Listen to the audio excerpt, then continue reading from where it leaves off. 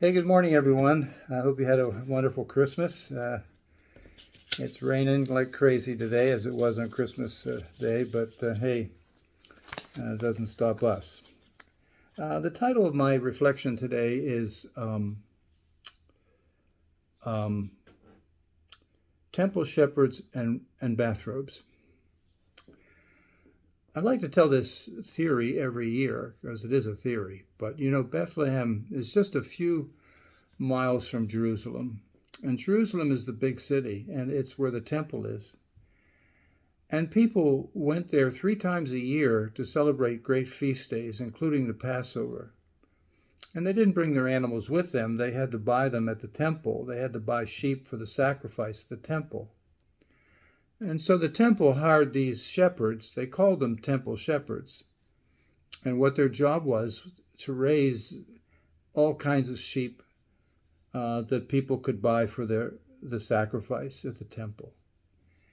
And it just seems like a nice, appropriate thing to say that the shepherds that came to see Jesus in Bethlehem, just a couple miles away, were not just ordinary shepherds. They were temple shepherds.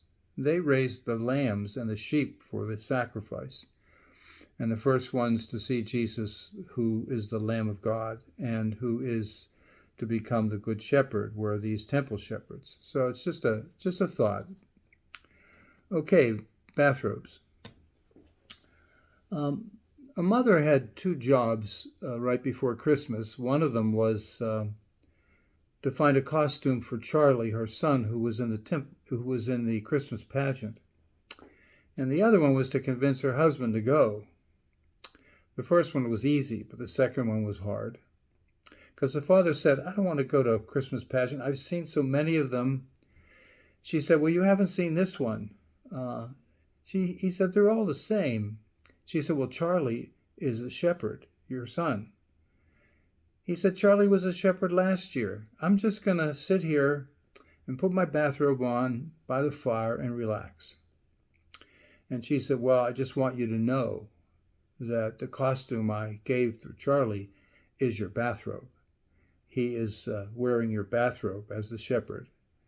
And so the father went to the Christmas pageant to see his bathrobe. But bathrobes are interesting. Listen to this. There's no more comfortable or comforting garment in our closets than our bathrobes. When it comes to bathrobes, the bigger, the thicker, the warmer, the better. The bathrobe keeps us gentle. It's possible to sulk in a bathrobe, but not to rage.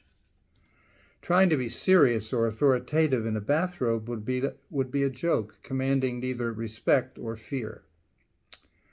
When we feel the need to right a wrong or to take decisive action against someone, the first thing we do is get dressed.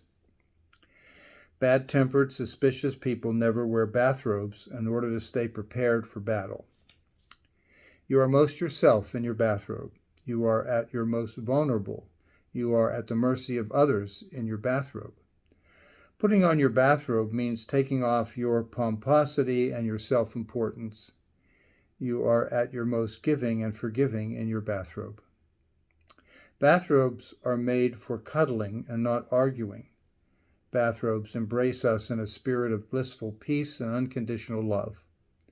Presidents and prime ministers and generals and leaders and church officials should wear bathrobes all the time.